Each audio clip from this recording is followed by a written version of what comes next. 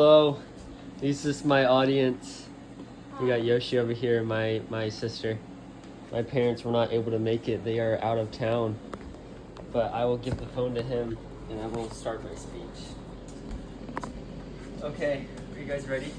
Just 5 minutes. Yes, ma'am. That's all I need. My speech is titled, Flying is the Safest Mode of Transportation. Imagine boarding a flight that fails to reach its destination, not because of bad weather, but because of a preventable human error. First, I will share how pilot error can lead to fatal events, and how pilots are trained to prevent these situations. Doo-doo-doo. Human error is the leading cause of aviation accidents.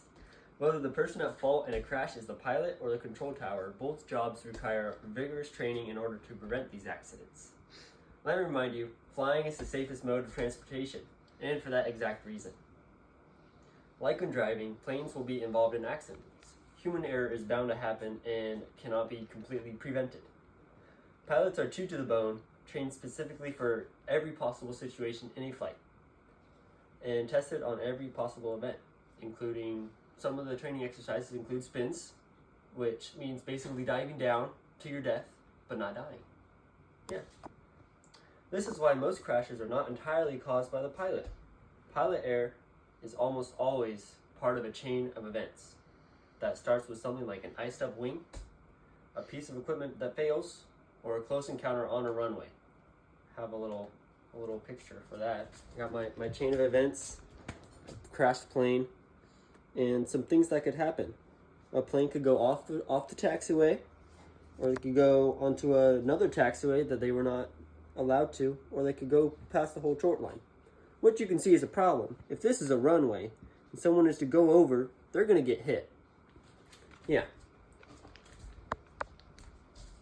So, a common aviation mistake is failure to give the right of way, as in the slide that I just showed you. Pilots are required to learn and respect the right of way to another aircraft. However, if a pilot notices a plane approaching them, even if they are given the right of way, they should divert to avoid the aircraft because the approaching aircraft might not see them. Which means, like, whatever you call it, disobeying orders, which can be okay sometimes. Pilots are expected to deny an aircraft controller's directions if they feel it is unsafe. That's why pilots need to be extra cautious and double check the controller's instructions. Like, let's say you're in a plane, you're waiting to be cleared on a runway and you're cleared.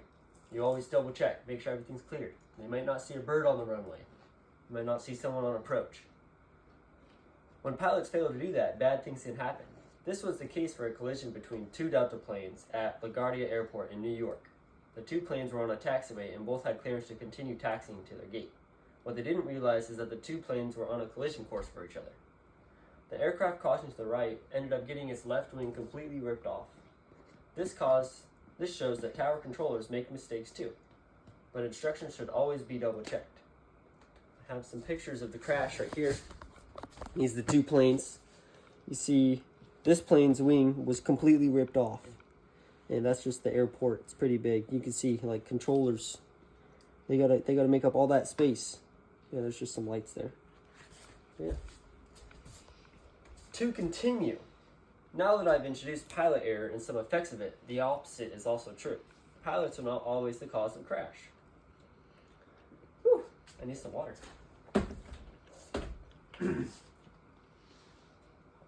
Intermission. To continue, many people believe all accidents are the pilot's fault. However, this is not the case for most crashes. For example, in the 2018 Boeing 737 MAX crash, which Boeing 737 MAX is a plane, upon takeoff, the pilot realized they were dealing with a faulty maneuvering characteristics augmentation system. That sounds like a jumble of words, doesn't it? Answers? Yeah? Okay. Yeah, it does. Yeah, okay. This caused the plane's autopilot technology to push the nose down and override the pilot's control authority. So if you pull up, it's not going to do anything, because it's just nosediving.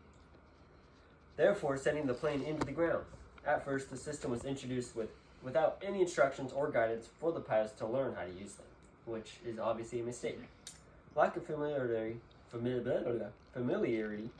is also a cause of the 737 MAX going down. Let's have another slide. Faulty systems. This is a 737 MAX. This is an angry pilot because his NCAS went down. So yeah, that crash did kill multiple people, unfortunately. The NCAS is a system that automatically pushes the nose down in response to preventing a stall of the aircraft. This technology was made to reduce the plane's tendency to pitch up at a high angle of attack.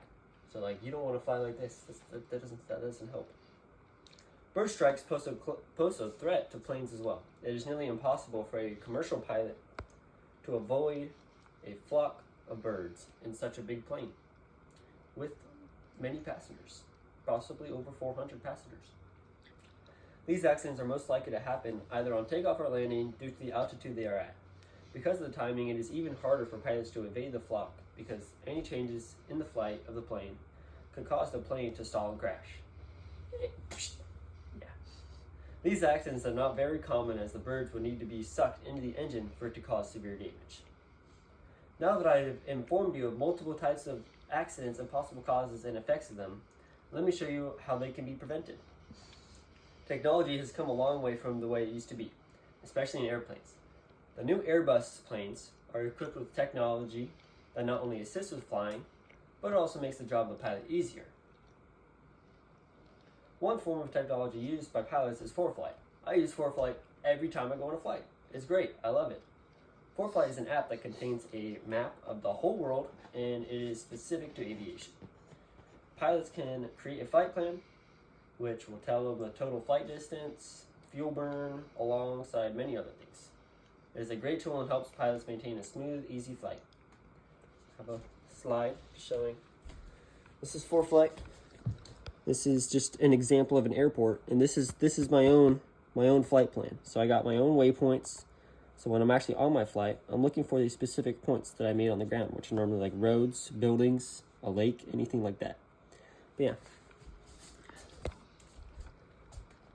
To continue, to conclude technically, pilots are equipped with many resources to enhance safety and create a flowing environment. However, that technology will fail. Crashes will happen. These things are inevitable. No matter how much technology or training we put into something, mistakes will still happen. Yet, flying still remains the safest form of transportation in the world. Woo! Good job. Did you show yourself after? Were you zooming in on my feet? Why?